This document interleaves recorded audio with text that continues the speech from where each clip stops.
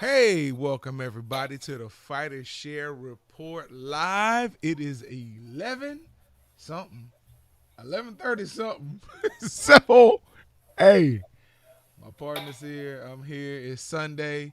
We had some big fights last night, huge fights last night, and we got a packed show, baby. That's all I can say. We got a packed show. How you feeling?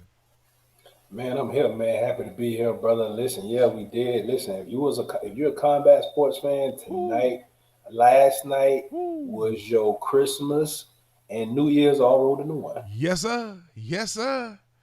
And I unwrap my gifts gleefully.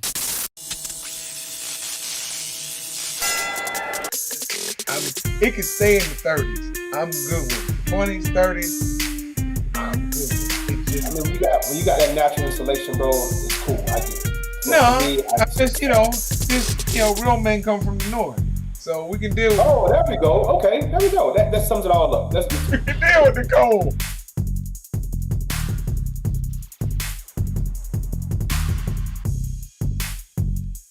I'm saying these names not because they're essentially the best fighters out there, which we can make a case for Shakur Stevenson definitely. Um, they just look that much better than whoever they fight.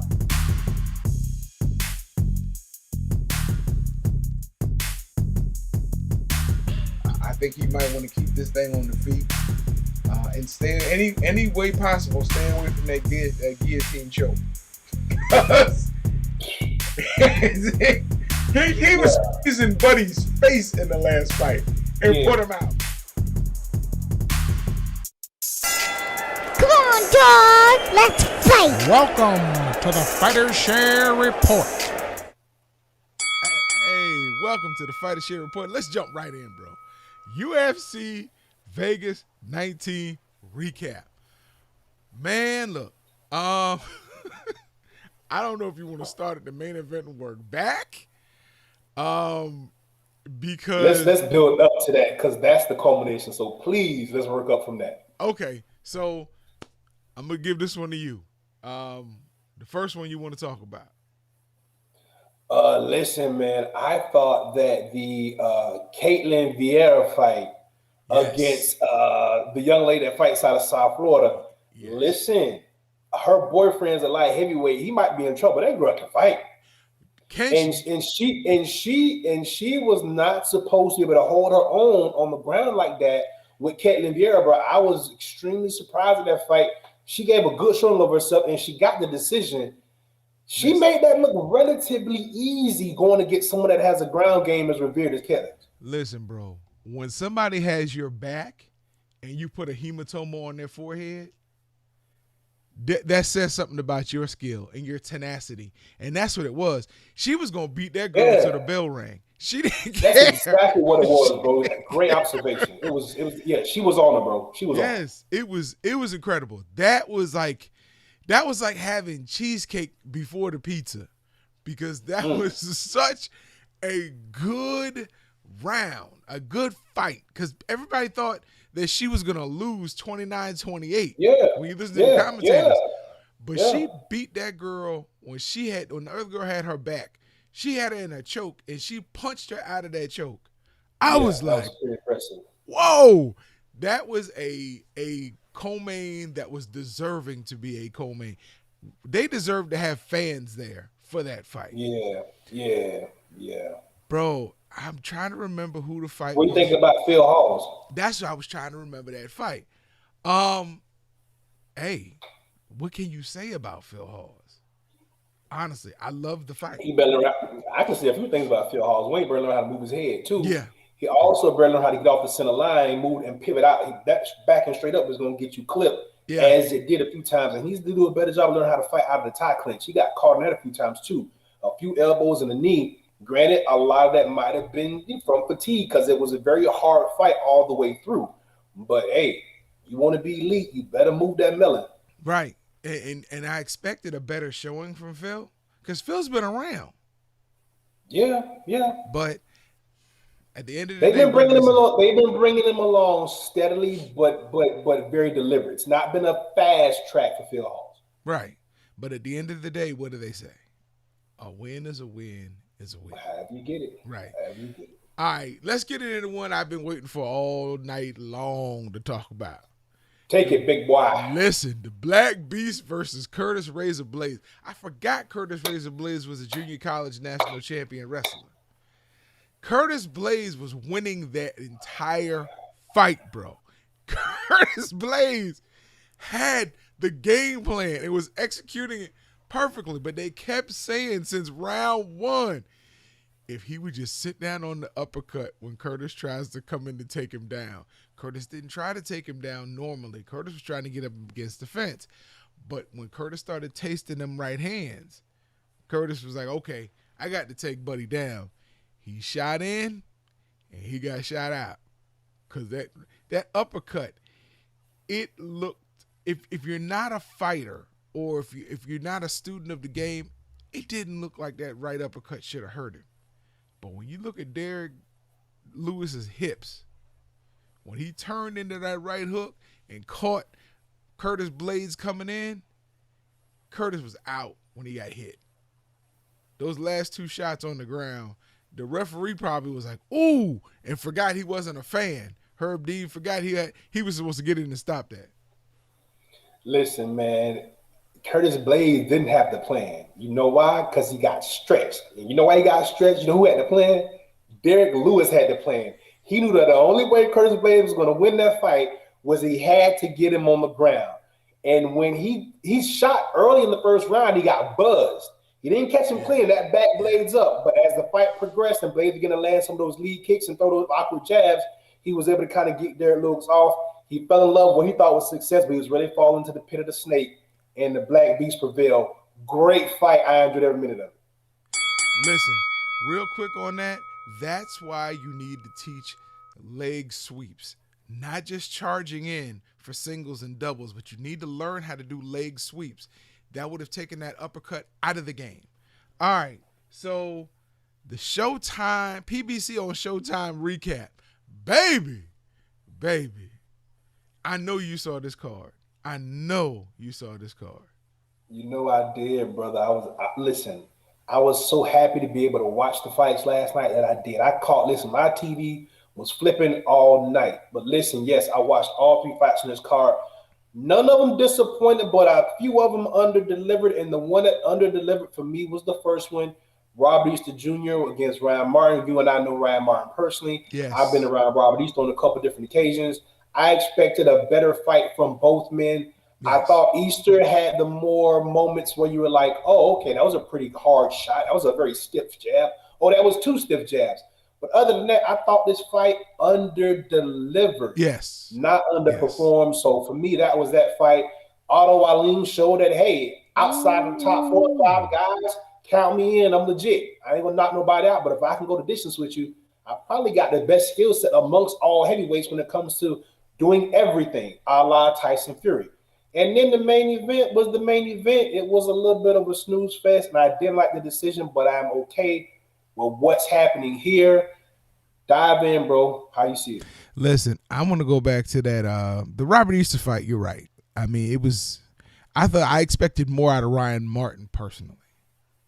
A better game plan out of Ryan Martin. But we got what we got. Couldn't argue with that decision. Otto Wallin, he impressed me. He impressed me against Fury, but he really impressed me against Dominic Brazil. But then I started thinking, it just may be because it's time for Dominic Brazil to go sit down and do something else. He didn't have it, and he should have been able to beat Otto Wallin with his size and his experience and his power. And he was so slow, bro. A blind man could see those punches coming, and I did. So we get to Adrian Broner. I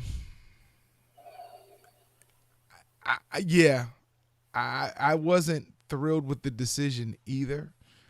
I do think Broner had better rounds than the Showtime crew was giving him credit for. When he would land a shot and his opponent would land a shot, they would always give his opponent credit for the shot. And Adrian picked off a lot of those shots that they were giving his opponent credit for. In my opinion, he had a decent fight. he didn't have a fight that said, "Hey, I'm back at a world caliber level," but it was a decent fight. It was a decent fight, in my opinion. Good morning, Miss Audrey. I think Adrian Broner, and believe it or not, even as cocky as he is, he showed a lot more humility after that fight than I've seen from Adrian Broner ever. Ever. I want to go with you, bro, and I want to say that we learned a lot about Adrian Broner in this fight, and I'm going to say that we did. You know what we learned about Adrian Broner? We learned that Adrian Broner is who he is now. I think at this point we can stop hoping and wishing for anything other than what we're going to get. Yeah. What happened about 6 years ago to Adrian Broner when he fought Marcos Maidana, very few people saw coming. He will never be the same fighter. That man is gone now. Yeah. This is the best of Adrian Broner that we're going to see. If Adrian Broner can make 140 pounds, he's just going to be a more durable version of what we're seeing here. He just cannot, he will not, and probably will never again let his hands go. He will have moments where he will get comfortable. He will have moments where he just will kind of step out a little bit. But those will just be moments. It will never be consistent. This is who he is. And unfortunately for him, that's not going to translate into many more dollars. I agree with you. He kept his hands in his pocket a lot. I mean, it's good to have defense, but defense may win championships, but it doesn't win fights always. It doesn't win fans. It doesn't make people think that you can do what you used to do. All right, now, this might be a little unfair because I just watched the ESPN on Top Rank card. I recorded it because I knew I wasn't going to be able to flip through all three. You such a snitch. Oh, I'm glad you're such a snitch. Good. Because I would give you credit for having a good argument. But go ahead. Let's see what you got. It is what it is. But we have a new WBC champion. Bro, that fight, Oscar Valdez, that fight, great strategy, great game plan. I think the game plan was actually built during the fight when he was able to touch Berchelt I think it was in the fourth round. He was able to touch Berchelt and he got a standing 8 count. Berchelt got a standing 8 count. It was a good fight. Valdez was able to take Berchelt to the woodshed. And it's funny because Berchelt said this will not go 10 rounds. And at the last second, at the bell of the 9th round, and at the ending of the 9th round, he got caught with another temple shot. And it scared everybody because he went down and he was not moving. He did a face plant and he was not moving. And at the bell, normally you can challenge, hey, that punch came after the bell. It really came just tads of not even a second before the bell.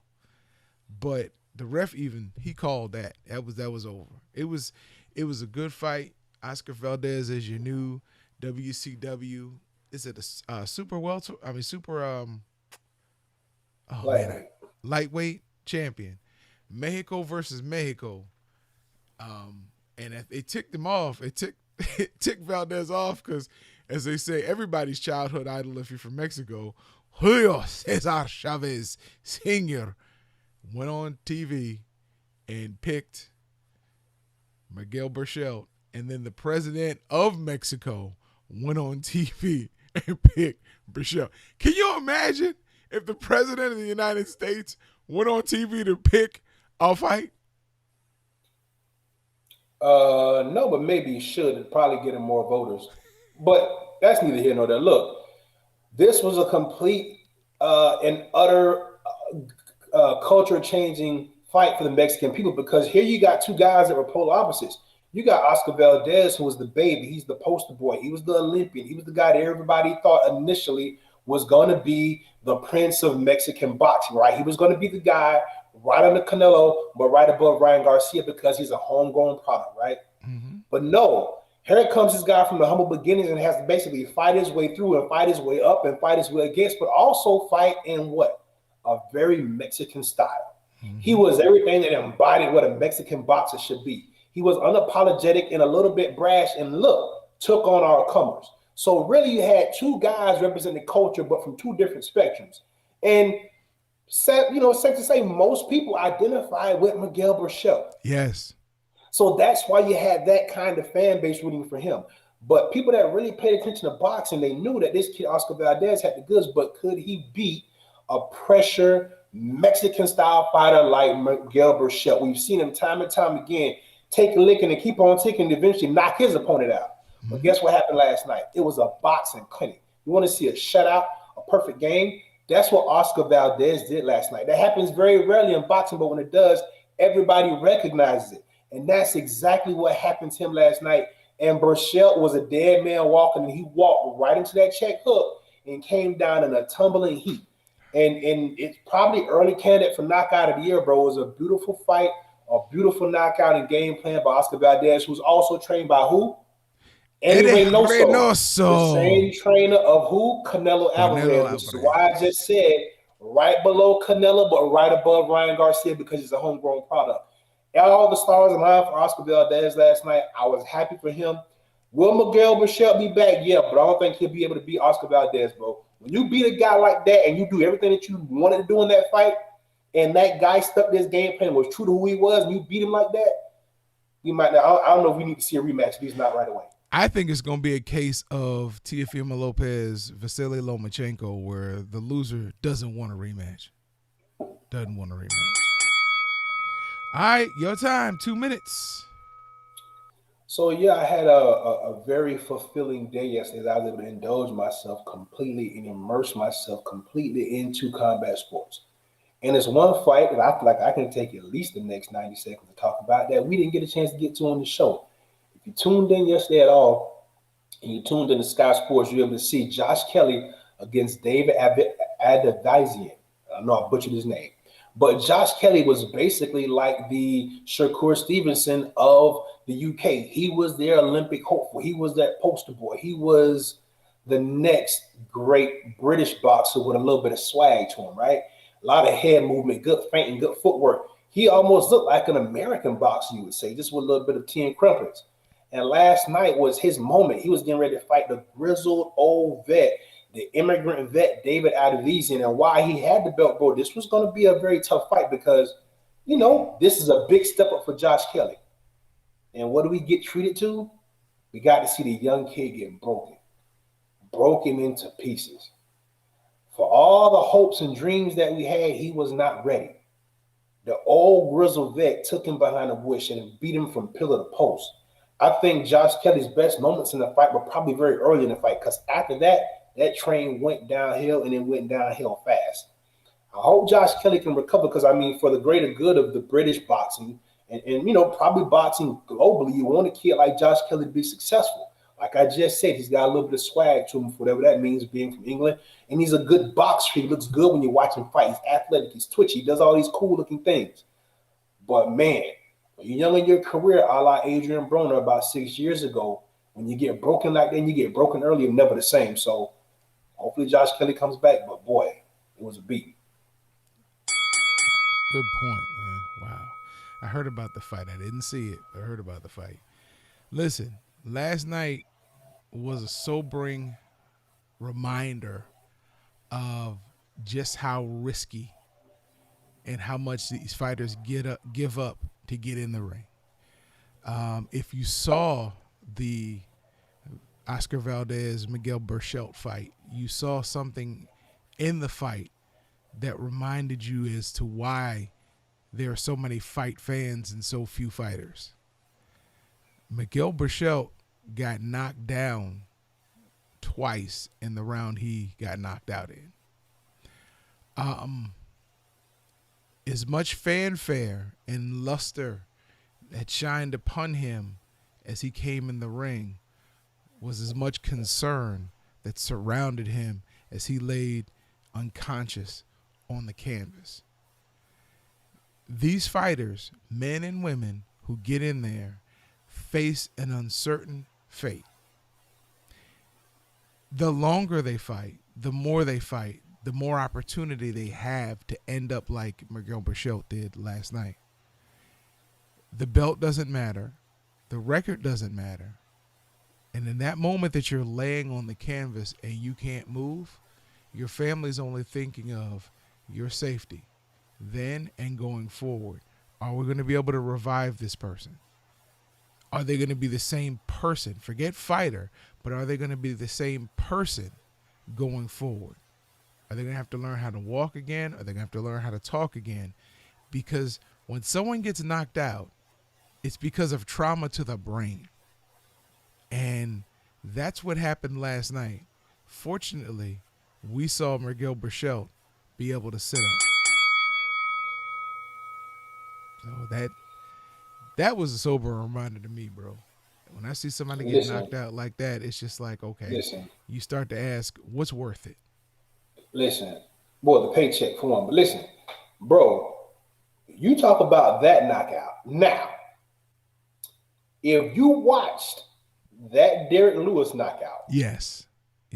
I don't know which knockout was more violent. And here's why. Because of the amount of force that bigger people generate. And bigger people also present bigger targets. And he was swinging Miguel down. Berchelt had been dropped twice already, 3 times in the fight, twice in that round until he was knocked out, right?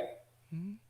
Bro, Curtis Blades dipped down to shoot and was met with an uppercut where Derek Lewis put all of his hips. Mm-hmm. His arm didn't even have to extend that far, bro. He met him right there, bro. And while Curtis Blades was transitioning into the other realm, when he hit the ground, bro, he was hit with 2 more punches going down. That was going to be my point. He was already asleep. Yeah. Bro, I don't know, man. That was pretty brutal. That was pretty violent. It was. And that's my issue. That was my issue with the ref waiting and letting him get those extra 2 in. But it's kind of difficult because you can't move any faster than your brain recognizes what's going on. He was already asleep. Those 2 punches didn't do any more damage. But I hear what you're saying. It looked real bad. They could have. And that's the issue. Look, shout out to Ms. Audrey. Shout out to Fighter Share Nation who's been watching. Thank you for supporting this show. Without you all, we would have no reason to be on. Thank you.